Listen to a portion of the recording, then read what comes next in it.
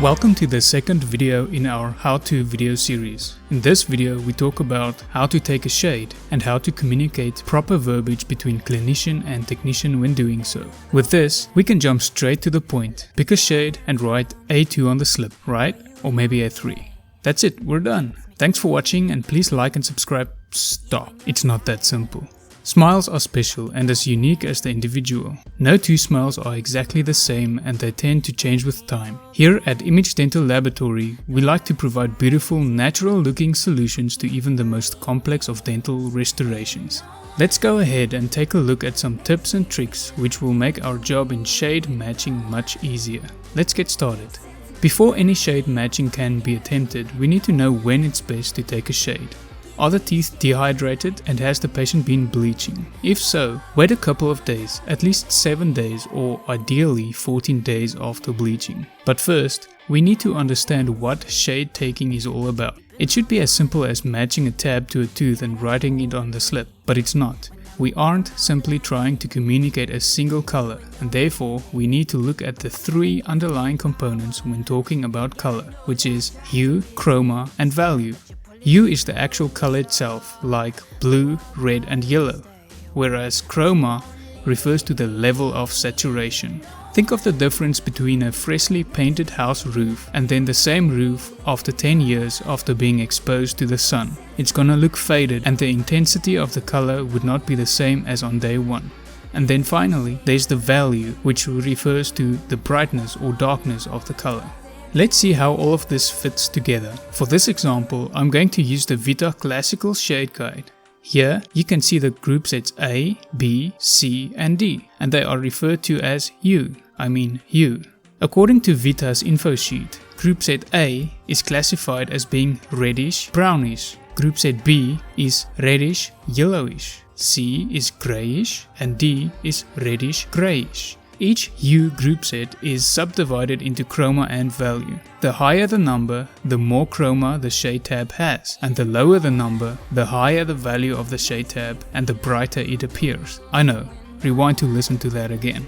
To further explain this, and because the human eye is more sensitive to the value of a color, you may want to try rearranging your shade guide according to value. Ready? Let's do this. The shade tabs are now B1, A1, B2, D2, A2, C1, C2, D4, A3, D3, B3, A3.5, B4, C3, A4, C4.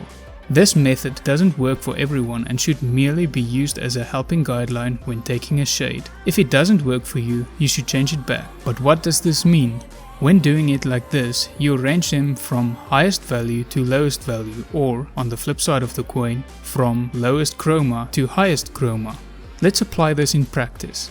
When approaching a patient, it will be easier to get a shade match when eliminating contrasting colors, so asking the patient to remove lipstick or any distracting makeup will help. It's important to take the shade with indirect natural light, so having the chair next to or facing a window will help, and it's crucial that the shade be taken with the chair light turned off. Then, bring the shade guide up to the patient's teeth and hold it in an edge-to-edge relation to the natural teeth. At this point, it may be helpful to squint your eyes for a moment to get a better value perception and start matching. Now, select the two closest tabs according to value and don't stare for too long. Make a decision in 5 seconds and put the two closest matching tabs aside. Then, rest your eyes by looking at a neutral color like grey, as this will make your eyes more sensitive to color again. After resting your eyes for a moment, proceed to make the final decision based on the two shade tabs you've set aside, and again, don't stare and make a decision in 5 seconds. Keep calm and select a shade. Breathe out. Be sure to consult your decision with the patient to meet with their expectations too. Having a shade guide like the Vita 3D Master may prove to work better for you, as it groups the different hues according to their respective chromas and values. While on the subject of shade guides, feel free to contact us if you need any. We also have shade guides specifically tailored for taking stump shades, and we also have unique shade guides for bleaching patients. If you find this helpful, please throw a like. So, how do we translate all of this onto paper? It's of utmost importance to communicate as much detail as we possibly can, accurately and consistently. Use the illustrations on our work slip to properly convey meaning on what you see in the patient's mouth. For instance, if the patient's tooth is polychromatic, whether the shade differentiation is split in half or even thirds, it can be easily demonstrated by drawing it on the slip. Also, the ladder system is a great way to get creative and to really make it unique and custom for the patient. With the ladder system, one could easily demonstrate shade differentiations, translucency, characterization, surface anatomy, chroma and values. Be sure to call us if you don't have the ladder system, because it's a great reference and recording tool. Implementing this tool will give us a better understanding of what you are seeing. Also, high-resolution photos are always welcome. We love them. It helps us to see what you see, and when combined with our modern-day digital workflow techniques, it's easy to communicate back and forth on things that may not be obvious to one party or the other. Lastly, let's do a quick yet thorough work slip procedure.